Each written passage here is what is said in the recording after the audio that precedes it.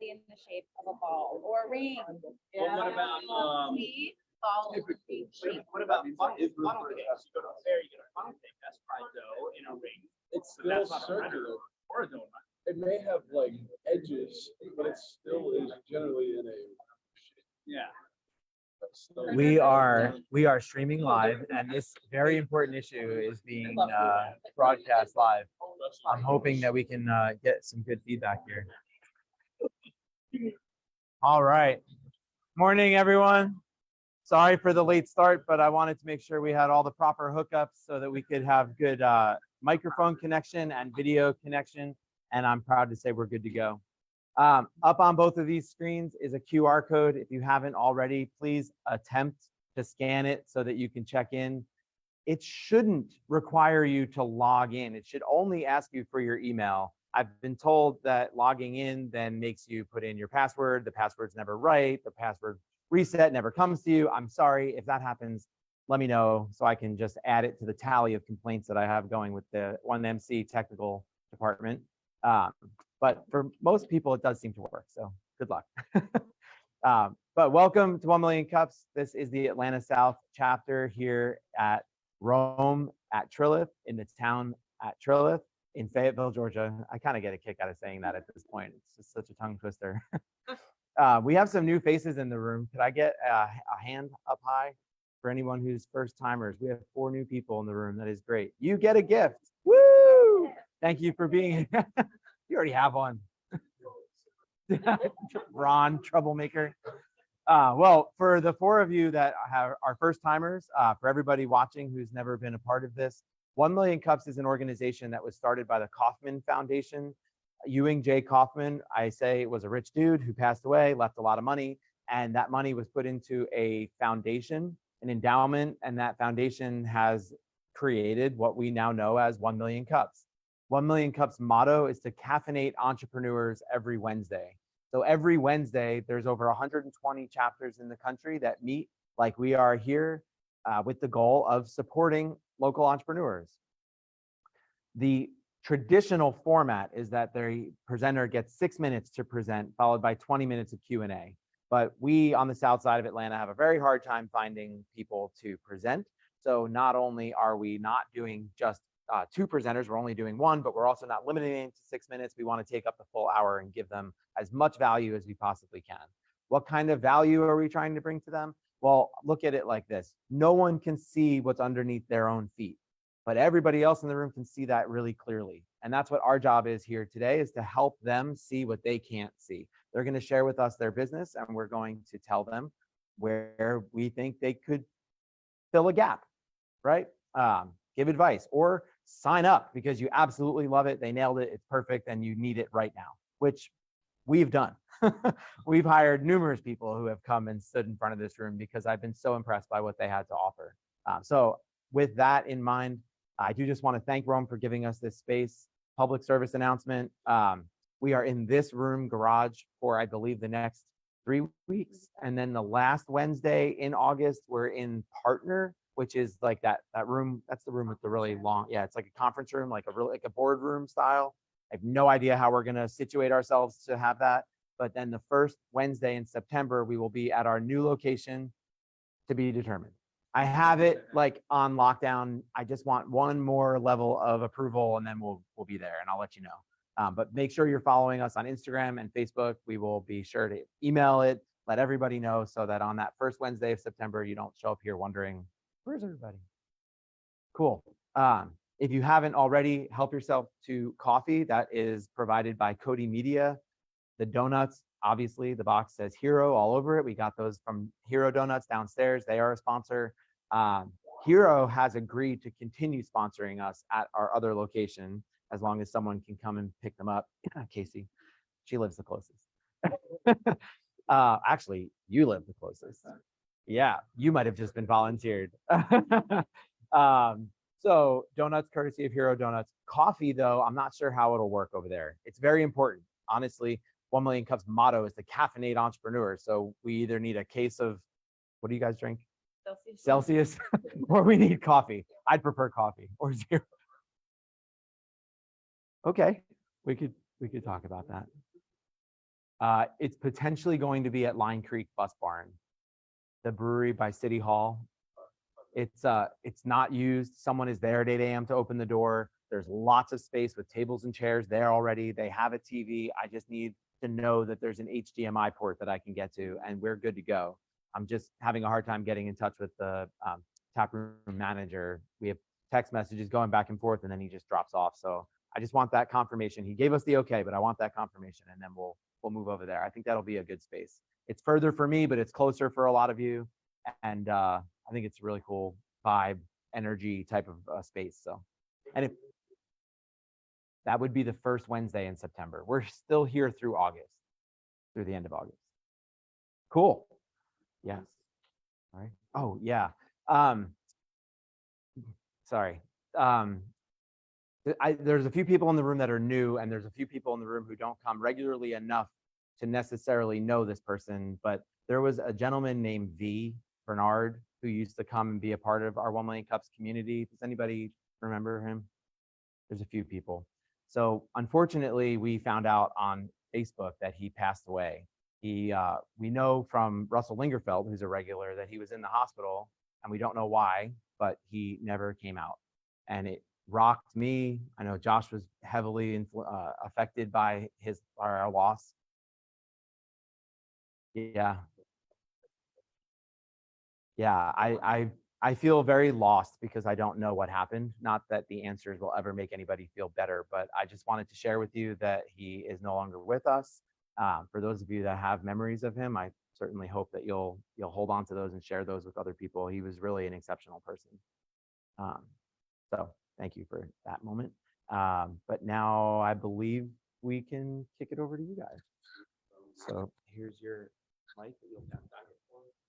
At the point when they are finished, I will ask them what can we as a community do that will view their presentation so they can tell us what it is. This microphone is your permission to speak. So raise your hand, I'll bring it to you, then you can pass it around the room. That way we are live with anybody who's watching. Sweet. Well, good morning, you guys. I think I've met most of you guys, but for y'all who don't know me, my name is Garrett.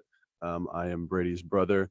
Brady's going to start us off and kick off a little bit of what we do, and then I'll kind of bring us around here at the end, and then we'll get into our Q&A. But all right. So again, good morning, everyone. A lot of you guys are going to recognize the logo and the name and some of the information in here because, ironically, the title of this presentation is Ombria 1 Million Cups, the sequel. That I presented this a few months ago. Since then, we've taken a lot of feedback from people in the room to focus in on exactly what we are, exactly what we do. And we're going to be telling more about this today. So okay, so I want to start off with a quote like I did last time. This is from the CEO of Google, so I think has at least a little bit of credibility.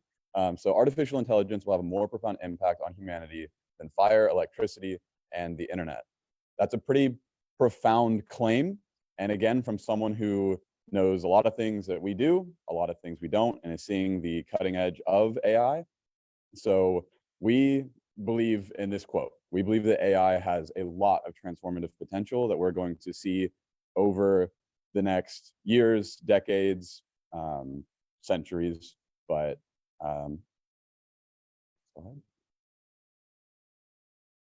but there is the question of how long will it take? That I'm sure, I mean, by show of hands, has everyone heard of AI? Okay. All right, we'll talk after then, get you up to speed. Has everyone heard of ChatGPT? I know I did this last time, but just to, all right, every day, me too. If I say neural network, does that ring a bell for some people? Okay, okay. All right. So you're hearing about all these different things. You're hearing about ChatGPT that came out in November of last year, or at least a new model that really broke ground in the AI space. You heard about GPT-4, which then took that and just 10x the output of it, made it much smarter, much more capable.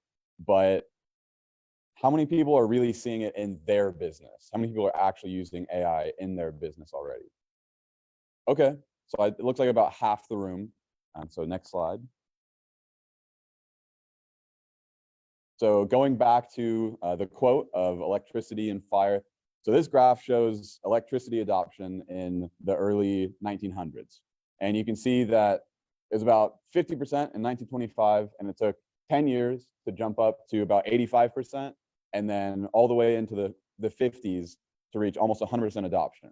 So we look at electricity, and here in like the late 1800s that it was kind of discovered and started being implemented. There were a couple power stations already made near New York in 1889, but it was not seeing serious adoption until deep into the 1900s. And we think the same thing is going to happen with AI, that we think this adoption is happening right now, and there's going to need to be facilitators. There's going to need people who are exploring the frontiers of it, finding out ways to implement it. And that is where Ombria comes in, that we are an AI automation agency helping businesses facilitate that transition from more traditional ways of accomplishing work to AI accelerated ways of doing so. All right. So our solutions are very easy focus is better, faster, cheaper, easier. I've said that so many times just to reinforce it, that everything we do wants to focus on one or more of these. So in terms of better, there are certain AI right now that for someone like Garrett or me or anyone in the room that is not a graphic designer, we could not create some of the images that are produced by AI image generation, or if you're not a particularly skillful writer that can write as good or better than a lot of people with the right prompting. Additionally, faster. You can get a first draft or a final product, depending on the use case, using AI. So it helps you get there faster, get that first draft. It's a lot of times easier to edit than it is to create. Cheaper, that there's less company resources that have to be spent on low ROI tasks that can be automated. So we want to look at all those different use cases of where are there tasks that people don't like doing, it's just data entry or something relatively mundane. Can you automate it or accelerate it with AI? And easier, again, those same rote tasks that can be accelerated or automated with AI. So this is what we're focusing on at our core, and finding AI implementations that resolve these 4 different focuses. And that has brought us to, I guess, the light bulbs, power lines, and batteries. Going back to the electricity example, there's a whole lot that had to happen for electricity to get proliferated across all the different industries across the US to the almost 100% adoption rate that we have in the US now. So these are our sort of 3 levels of depth that we are moving through. Currently, we're focusing on this first section, which I'll talk about in a second. We also do currently offer these, but again, our focus is right here. So the first layer is chatbots. So if you guys have been on a website, have you seen the little chatbot down in the bottom right corner? They've been around well before AI exploded. By show of hands, have you guys seen those little chatbots? Don't like them? Okay. Okay, so that's the thing, is they are getting better, and when you connect them up with AI, then they can get a lot better. That I personally have had some user experiences with chatbots that were incredible, where I got to the end of the conversation and didn't really process that it was a chatbot. It felt like talking to a human being once you give it the right knowledge, the right setup, and everything it needs to effectively communicate. So that is what we're focusing on right now. It helps people get familiar with AI, familiar with what it can do, what it can't do, the setup. So that's our focus that we'll get into more in a second. We also do want to look at deeper integrations, a lot of things that we use internally as a company, of using existing AI tools that can multiplicatively affect efficiency within companies. On certain tasks, a lot of sales, marketing, we see a ton of ROI on investment into tools that already are out there, already exist, but just need someone to help implement them, and oftentimes business leaders to help understand them. And third, we also have a few of these in the pipeline, some very interesting use cases of pushing the frontier forward, not just going where other people have already gone with tools that they've created, but building in-house tools that transform the way some industries operate. That there's old software out there, there's ways that people are just dug in on doing things the way they always have been done, but by kind of breaking out of that and looking towards where AI can go, and then we also have the capability to build fully customized solutions that can really transform industries in ways that existing tools may not be specified enough to do. All right, so chatbots. This will be our focus of today. The where, the when, the why, and the how. All right, so where? Again, you've seen this little icon. Love it or hate it, they're out there. And they're increasingly out there. So these chatbots, again, that's the common use case that almost everyone raised their hand and knew where they like had seen one before, but they can be on websites. But these same chatbots are a incredibly powerful interface that you can use to interact with AI. That is what the models right now are particularly effective at, is communicating like a human would communicate with another human via text. So they're not locked into websites. They can be standalones, or anywhere that you can paste code. Specifically, it's 2 lines of JavaScript. If you can put 2 lines of JavaScript somewhere, you can have a chatbot there. And these chatbots can do much, much more than just my package is lost, I need to find where it is, and having to enter that information. They can go much, much further than that. So the when, quickly, just real quick, this is an AI generated image, just speed, I guess, that we can build and implement these very quickly. This is not something that you're waiting 10 years for the nearby electric power station, like in that earlier graph. These can be built and implemented in less than 2 weeks, where you can immediately start seeing value as a business owner. You can start seeing increased conversion on leads coming to your website. You can help with employee onboarding, which we'll cover on in just a second. That this is not something that's far out, that it'll take several months to piece it together. We can get these up and running, delivering value very quickly. And the why. So these are 3 common use cases that we've identified, but we're open to discussing just about anywhere that other people see them. So first is customer support. So yes, you lost your package, you need to find it. How are you going to locate it? Maybe you go to a chatbot. And so we can build those. Also lead generation. Sometimes someone lands on a website and they're just window shopping. They're just going website to website and they're not really particularly, don't know what they're looking for, and maybe go around to a few web pages and they don't land on that one page that would have answered their question. This helps close that gap. They land on the website, they pull up the chat bot. It's not even predefined options. They can type in a question they have and the bot will answer it for them. So it increases your conversion rate on your website. And additionally, this last one is one that's less common right now, but we think has a lot of potential, is streamlined hiring. That people come to the website, they can say, I'm looking for or interested in a job here. It can run them through an onboarding process, get some information. And once they are onboarded, then it can run them through any questions they have as they're getting started. Instead of going to their manager and saying, oh, I have a question, how do you do this? How do you do this? They can have a chat bot on hand 24/7. They can type in a question, ask it, and it can answer all the FAQs of that business so that they're not eating up their time and their manager's time, and can get into the loop of things quicker. All right, and how? Again, 2 lines of code. That is all the actual implementation looks like. There's a lot more on our back end.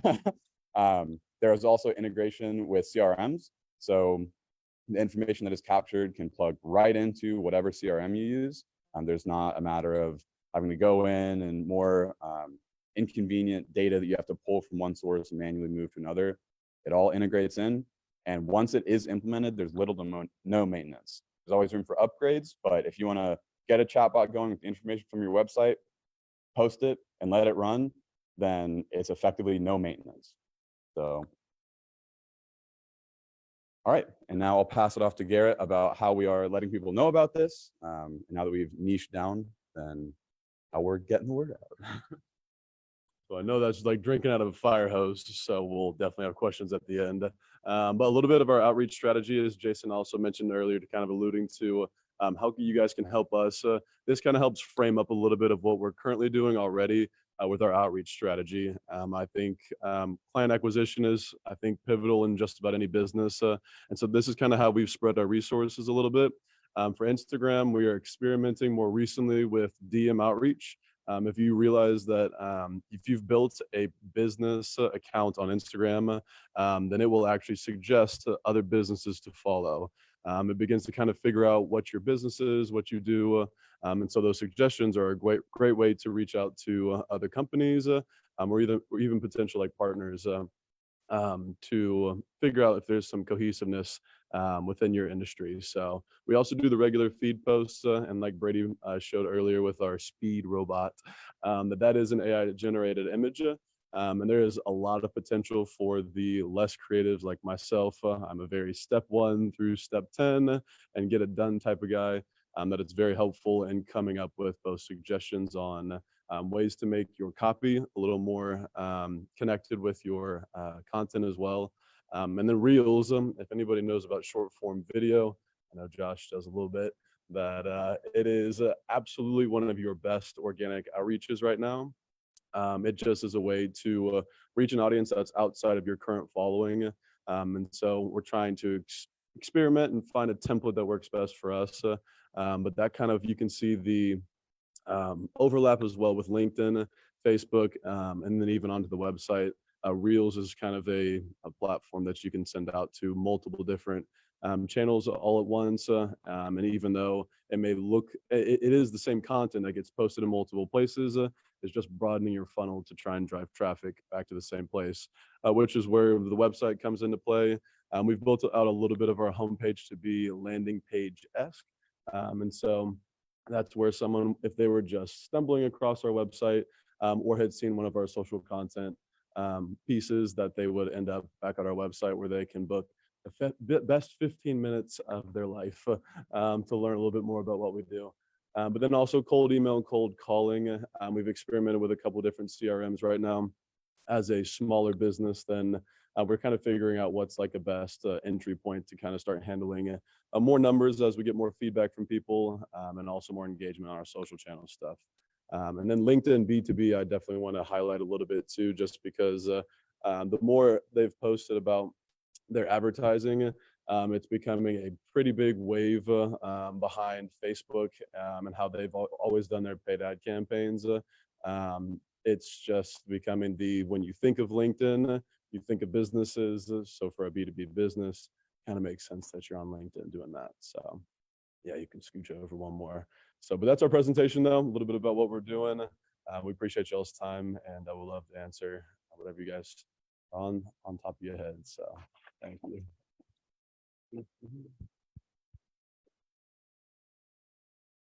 And then Guys, thanks for coming back and sharing this new version of yourselves with us. You knew what I was going to ask. You kind of answered it already. So we can jump right into Q&A. If anybody has anything they'd like to ask or share, just I'll run the mic over. All right, so I just wanted to ask, have y'all already started reaching out to clients or customers, and what's that looking like? What's the process looking like for getting clients now? yeah, so right now, pretty much 95% of what we've done is all organic. Our business that we have so far has all come through just word of mouth, and somebody knows somebody, or is a direct connection of ours that we knew since beginning the business. So it's, I mean, word of mouth is obviously one of the best ways. That's how we've acquired our initial business. And so we're just kind of throwing out a bunch of fishing lines right now to see what is working the best. And so far I've realized for organic impressions, real short form video content on social media has been probably the most engaging in the sense of interest in what we do. And we've also repositioned a few times with what exactly in the AI space to focus on. So we've had to do some jumping ship and skipping stones to figure out where to land. Yeah, I'm So, sure it's going to change a lot as AI evolves too. It's going to change a bunch. right. But is there a specific client that you're looking for, like a business or nonprofits, or who's your target market for this? Yeah, so the chatbots is really our focus right now. So we're looking for people that already have a website. I know it's kind of the obvious one most people, well, many people do, but we're looking for people that might have a product that is difficult to describe succinctly, people that are seeing a lot of people come to their website and they kind of land and just move on and never hear anything else from them. These bots are able to capture those leads, answer questions, and help convert with people. So people that are having that problem, and we found that services, a lot of times people have a lot of questions of what's included. Products are more concrete. You can say, I'm getting this product, but with a service, then people have more questions. So yeah, people with an online presence that have people that are coming to their website are looking to increase those conversion rates. Makes sense. Okay, so my question is that, so you all install chatbots for clients. Yes. What's the key differentiator between your chatbot and the ones that existing out there? Yeah, so that's a great question that we get a lot from people because chatbots have been around for a while.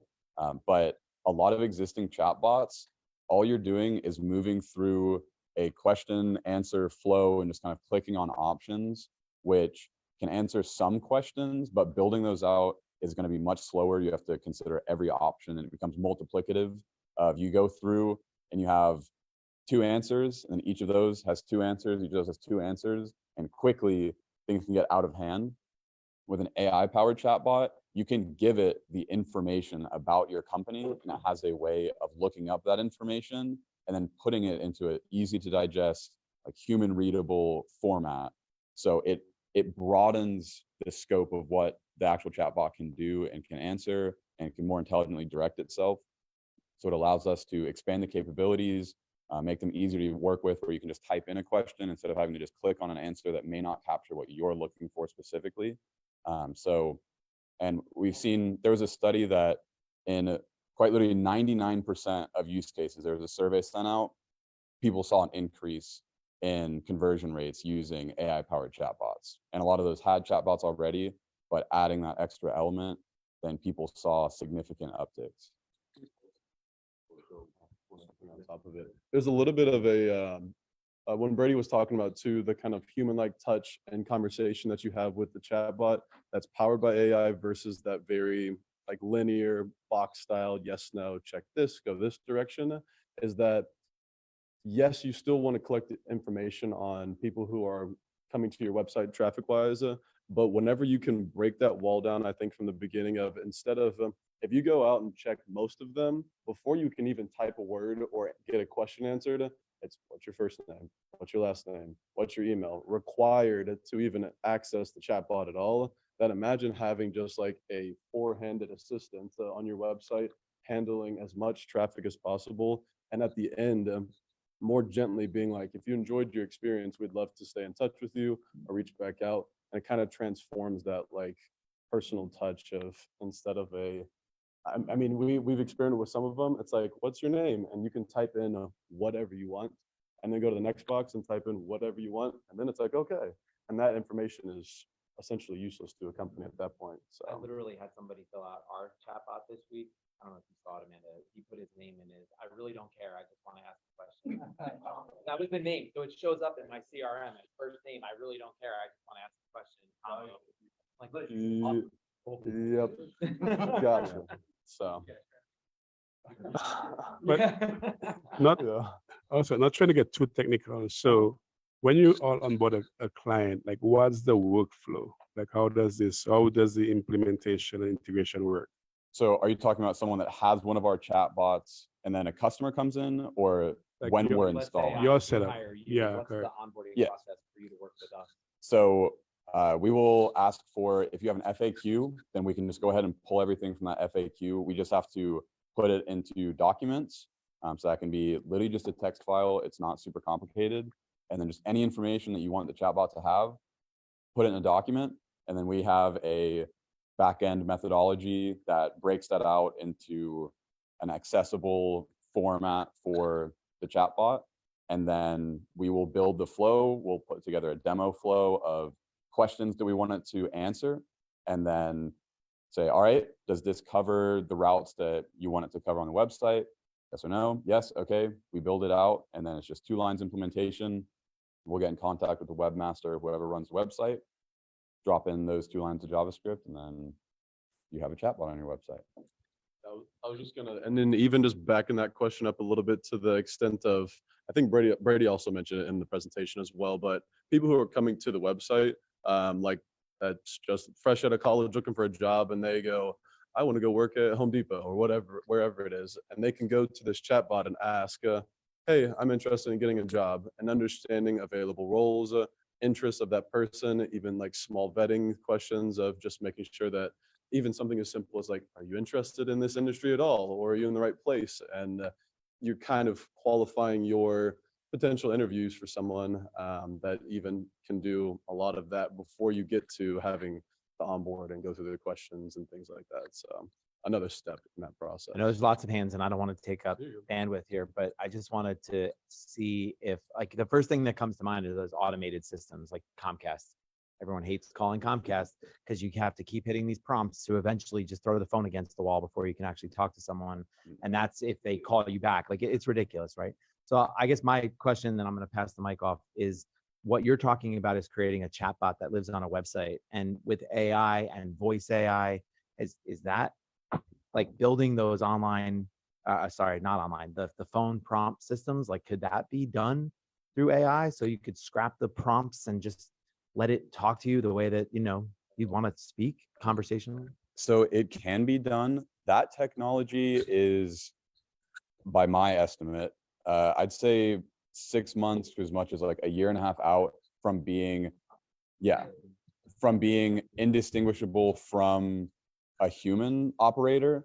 Because that's one thing, is a lot of people do not like working with robots, but with the text chat bots, they're already pretty much there. If you prompt them properly, then it's like you're talking to a human that you can't tell via text. If you call, then even the best of the best right now, the main thing is latency, that you ask a question and you'd be sitting there waiting for it to generate through, and you, I don't even care if I hear like it's telling me the sound is yeah. a robot. I don't even care if the voice that sounds like a robot. I would rather get an answer to my question than have to go through a million different prompts, but then be told that I have to wait longer or the wrong one, start over. So I'm just curious. Okay, guys. So I've been thinking about our conversation since we had that coffee. I use ChatGPT every single day in my business. It writes scripts, it writes project scopes, it writes schedules. I have it write like, what's the shot list that I need when I go do this shoot for this script? I want it to feel like this. It tells me everything. And I don't have to do any of that lifting anymore. And what you're talking about, this is not just some chatbot on your website in 2 years from now. 2 years from now, we're talking about having the chatbot integrated into your phone, listening to all of your calls, watching all of your discovery calls, knowing how you speak, knowing how you act, and also projecting as to what your customers actually want, right? Because this is not just, if you can train the bot, right? We're giving the bot the prompts, right? We're giving the bot the information. So if I could listen to your conversation and your conversation and your conversation, or JHD, and it starts to get trained in such a way where now it knows that Susie at this company that's one of our clients really needs a call right now because she's starting to feel uncomfortable, before I ever think of that. That's what this bot can do in terms of like 2-3 years from now. So getting on board this now and understanding this technology and getting invested in this technology is going to be the difference between getting on board with electricity, homie. Like, like that analogy is fantastic. So I'm going to ask you this question. Do you guys have any experience integrating this kind of stuff? Like, are we just at the chat bot right now? Have you had the conversation about it recording my phone calls, it recording like everybody here goes to networking events, we're at a networking event right now. If the chat bot could have every single person's email address, what they do, who they're connected with, my AI could tell me, it could be like, hey, probably good to talk to her about this specific thing because she had a conversation the other day, because this is what Facebook and Google are doing right now.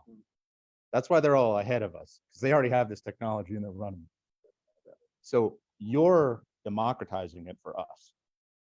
That's essentially where we're at. You're like, electricity, guys.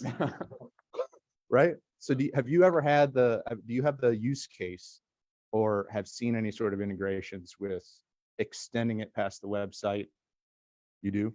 Yeah. So can you run back to the slide of the chat bots and then the other two?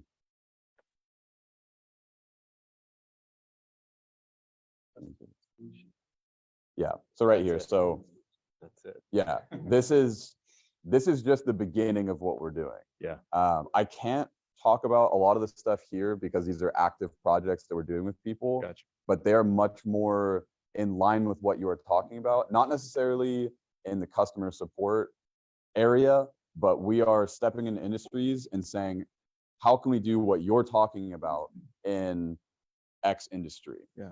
And let's build it. Let's do it. Yeah. Those are bigger projects that's not going to be a 2-week project. Sure, sure. But we're hoping to connect with more companies. This is quite frankly just the beginning of a relationship with a company. This is not the end. And for some people it will be. Some people will build a chatbot, will implement it, and it'll be okay, like that was nice. But realistically, notice this doesn't just say easy to implement chatbots. It's familiarization with AI through easy to use chatbots. I want to take this moment to make sure that people in the room who don't know you know more about you and Okay. where you like to spend 90% of your time. Like Okay. Yeah, right. No, that's what I mean. Please introduce yourself so that everybody understands your background. All right, so yeah, I guess running all the way back. So my name is Brady Meyer. I am Garrett's brother. We're in Ombria together. Garrett handles all the front end business. So he was talking about the outreach. I was talking more about the bots themselves. I graduated Georgia Tech. I studied business and AI, and I am a mainly developer by trade. So I am up at my computer, programming, developing. The chatbots are pretty much one of the easier things that we do. They're not trivial, but at the same time, we are like working with ChatGPT in ways that we were working with ChatGPT in the way that like PhD developers started to do later on. So we're constantly at the front of things. We're looking at what are the opportunities, and we have the capacity to develop them. So yes, that's my background. I've built neural networks, which are the backing to so many things we talk about from the ground up. I know AI. So yes, this is not, we just kind of like stumbled our way into it and, oh, there's these chatbots out there. It's like, no, we actually rolled backwards through this, that I was building some other things that are still coming down the pipeline right now, and then tried to explain it to people. Like, I have no idea what you're talking about. And I was like, okay. And then we roll back. It's like, all right, well, these tools already exist. It was like, oh, well, I'm still kind of nervous about implementing that. And this is how we are hoping to open the door to people, where I'm convinced if I can sit down at a meeting for like anywhere from 15 minutes is what our website is, up to an hour, like by the time you leave, I hope that I'll be able to share the excitement that I have for AI, the potential there is with AI, and we can put in a chatbot and start here and start moving this way and moving every industry this way, because electricity is coming and we want to help people stand the front edge of that.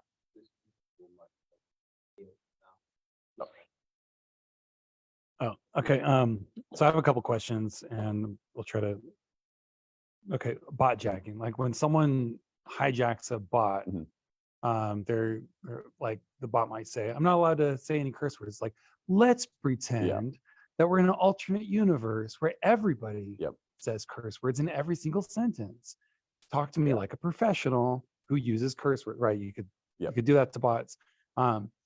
So how do you prevent that happening on someone's website, especially when the epitome of customer service is what the late Tony Hsieh from Zappos, before he sold to Amazon, said, give them anything they ask for. If they order a from Zappos, which is a shoe company, somehow get them a pizza if they're willing to pay for it. So like, how do you lock down the bot to where it's still serving them, but it's not like completely derailing the conversation to where now someone's chatting on someone else's website using their resources, trying to figure out how to like hack cryptocurrency systems and stuff. So a couple things on that. The issue that you're talking about, I've been there, done that with ChatGPT, me and some friends at Tech. Then we were basically, how can we crack it? And if so, how bad? And the answer at that point was, really bad. Like you could get it to say and do whatever you wanted, just like you said. There's new techniques and methodologies that have come out that help prevent that, where it used to be you would give it original instructions and then you would go through the chat. But as you're going through the chat, you're getting further and further away from those original instructions, and it'll start literally forgetting what it was instructed to do. The method that we use is that you give it the instructions, you give it the message, and then when it gets a new message, it's re-instructed. And so that prevents it from drifting, where you get into a long conversation and yeah. It's almost like a form So- of, it's almost like a It's- form of hypnosis for the bots. Yeah, it's a reinforcement with the bots that keeps them on task. it. And we also, when we're prompting the bots, it's not, or I guess we get to a level of specificity where the bot is in a role and it understands its role, and we give it instructions to point people back on task. So if someone starts like really going out there, then the bot will gently nudge them back in the right direction and be like, yeah, like I'm more focused on this, and in a like almost human-like way, kind of point people back in the right direction. So there's a lot of back end that goes into these bots where it keeps them focused and prevents a lot of things we're talking about. Okay. And then at the end of the day, if someone was like trying to jack the bot and stuff, and then they Yep. started taking it seriously, and then they end up putting their contact information, the sales rep has that whole transcript, right? Yes. Okay. Yeah. That's All interesting. the transcripts are Um, downloadable. I have one more question. Mhm. The other thing is, okay, chatbot. Chatbots is like a really dry industry because like 10 years ago they existed, and like I'm jaded on chatbots to the point where I'm like, I need help somewhere, and just like, where do I go? And it's like, do I click that? No, I'm gonna look for a phone number before I even try to. And the only way I ever go to a chatbot is if I end up going to another part of the site and then I click support, and then Okay. that link pops open the chatbot, and I'm like, oh man, this is the only like window through support. Okay. So I'm wondering, like, how do you revitalize such a dead product? Good question. That's part of obviously what we'll have to answer. I think helping people get an understanding by using it, and there will have to be pretty strong trust from our clients to direct people to the chatbot, where it'll have to be, if it's just in the bottom right corner and like you can click on it or you cannot, then a lot of people are going to ignore it, as opposed to building robust chatbots that answer questions, that do what we need them to do and do it well.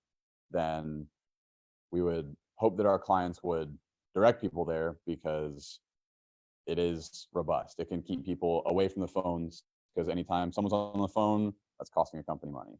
So 24/7. Yeah. Times that everyone's asleep. Someone needs to help somebody on the website. That's just as human. Yeah. Probably a multitude of different. Yeah, so it's a great point that we probably do need to spend more time investing into that. But Just really quick, I want to acknowledge that we're at the top of the hour. I respect everybody's time. Please feel free to set up and fix it. We really hope to see everybody back next week. I think that was actually a new person, and I was just going to ask really quick before we do exit. Who, you're new in the room. How did you find out about it?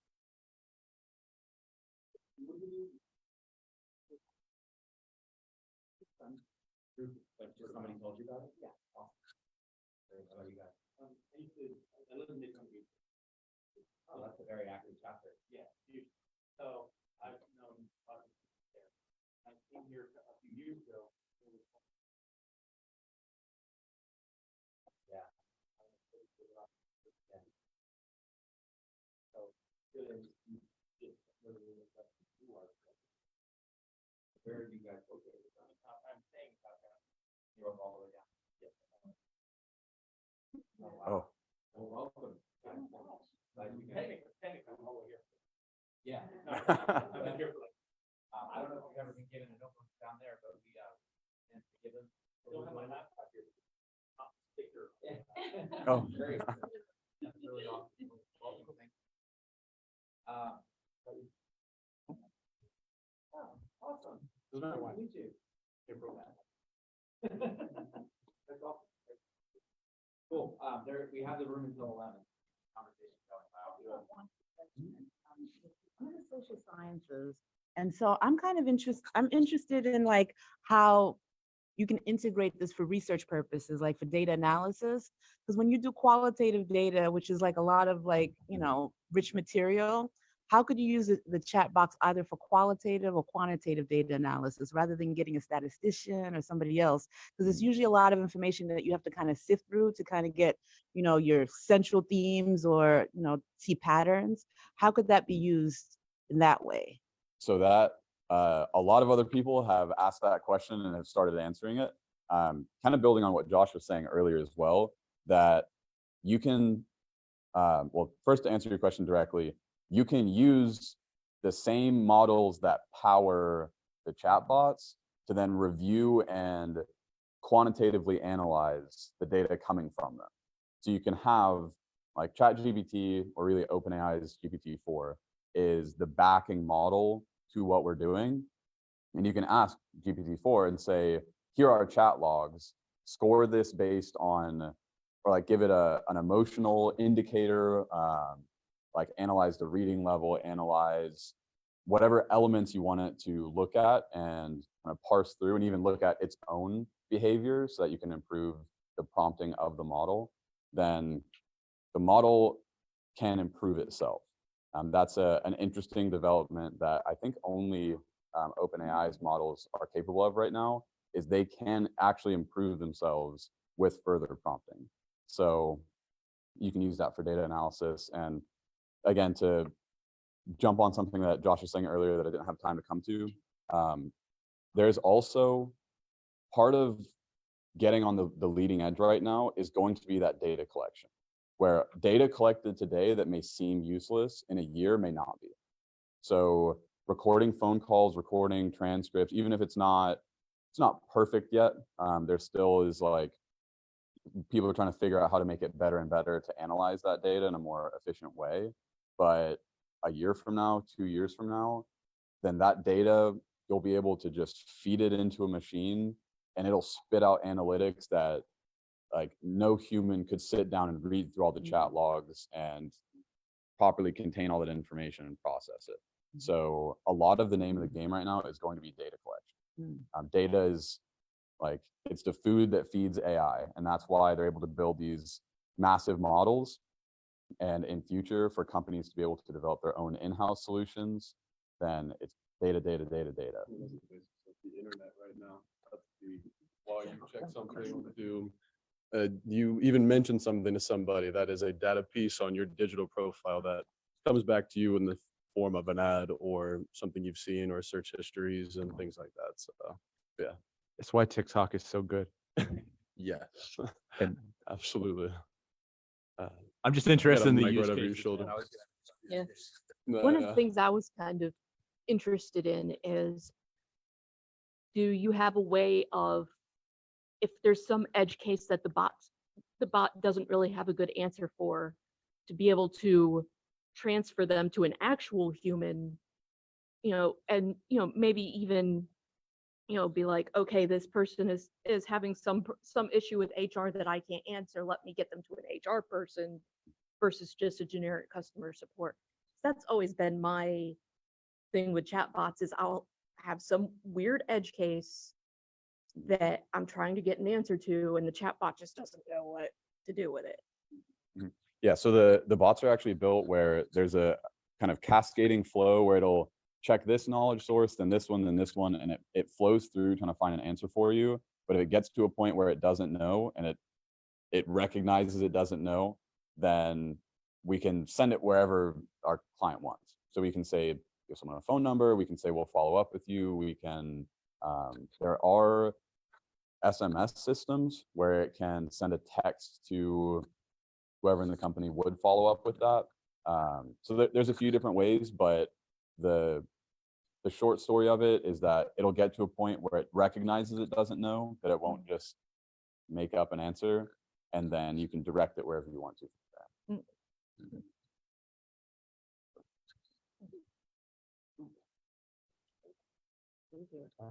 Just feedback for your own business. Do you guys currently have one of these souped up hyper rad chatbots on your own website as like a way for customers to potentially see how great it is?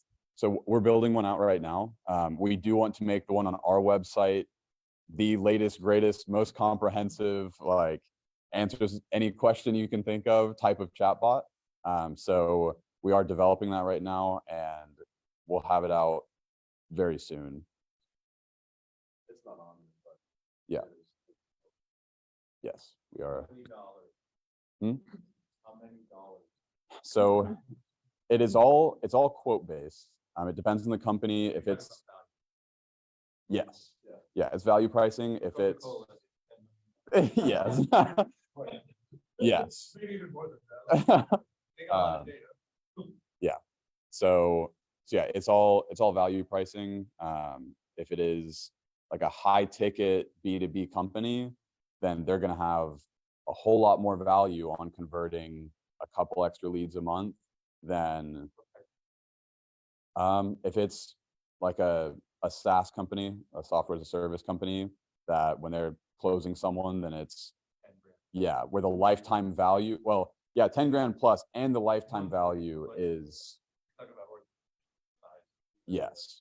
But generally the bots will be around 2,500 as just a flat setup, install, front to back bot on your website, and then just monthly for usage. That it's, if your bot is incredibly active, then it is kind of a cost per message, but up to a certain point, it's just included. That it's. I'm paying that money. I am paying to integrate that or with content. Yes. So I'm clear with the product. Yes. Yeah, that'll be a ChatGPT or a GPT-4 integrated solution on your website, chatbot running. So. Another thing to go for pricing question. Thank you.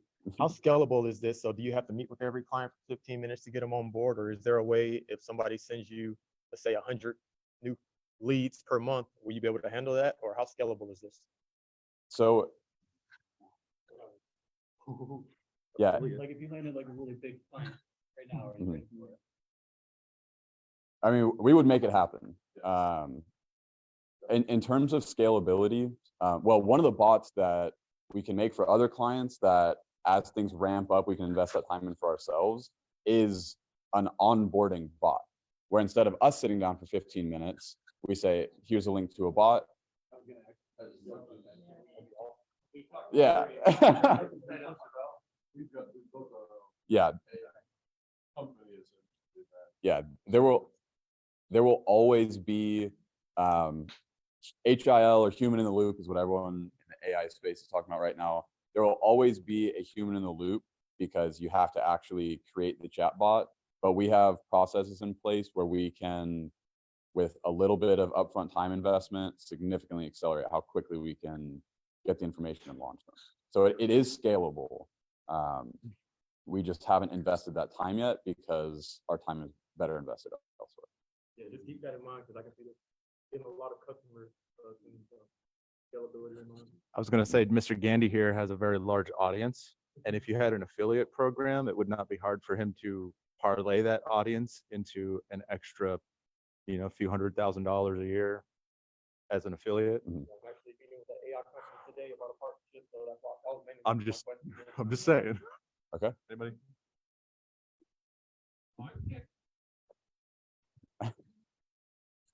Where did the name come from, Ombria? So Ombria is, this company actually goes back to high school for me. That I founded Ombria just under the premise of everything that I was doing. The name's a combination of an Arabic and a Latin word that both effectively mean all, or like encompassing all things, because at the time it was encompassing everything that I was doing.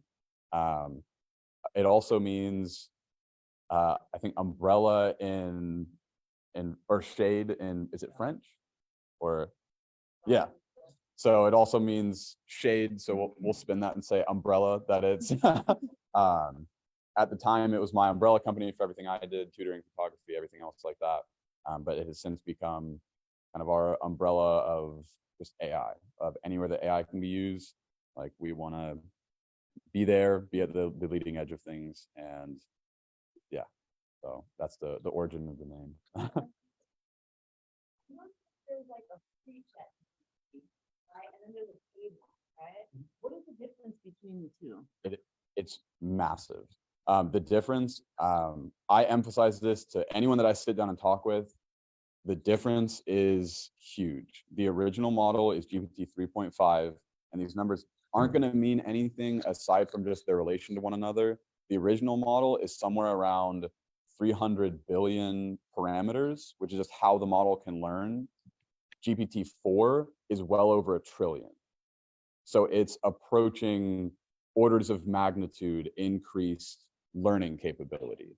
And you see that when you use it. When you use 3.5, it's kind of, I don't want to say ditzy, but sometimes it's like, that wasn't really what I was looking for. GPT-4 is much, much, much better. There's also other access you get through GPT-4 to plugins where you can connect on ChatGPT to other resources. There's also a code interpreter, which for a programmer like me is great, that can actually write and run code. So, I mean, what I say to people is it's $20 a month. If you value your time at $20 and you can save an hour every month, then it's worth it. And I think most people will find that productivity uplift from it, especially like talking to someone like us and how can I really maximize it. You will absolutely get an hour out of it, if not much, much more. And if nothing else, I would try it. And you'll be, I think, surprised by how much more capable it is. Send me a list of plugins that are good. Okay. The list is short right now. I'm just saying, But- if you already know it and you're using it, that saves me time. Okay. Like if you had like a list on your website, hey, here's our free value offer. Here's the plugins that we currently use. Mhm. Like you're educating, offering the value, and then, oh, Listening to him say this, we'll go ahead and send it. yeah, I would see it on my heads up display. Well, thank you everybody for coming out. Thank you guys for standing up here again. I'm going to end the session, which ends the Facebook Live. But again, we have the room for a little while. So if you feel like sticking around, you're welcome.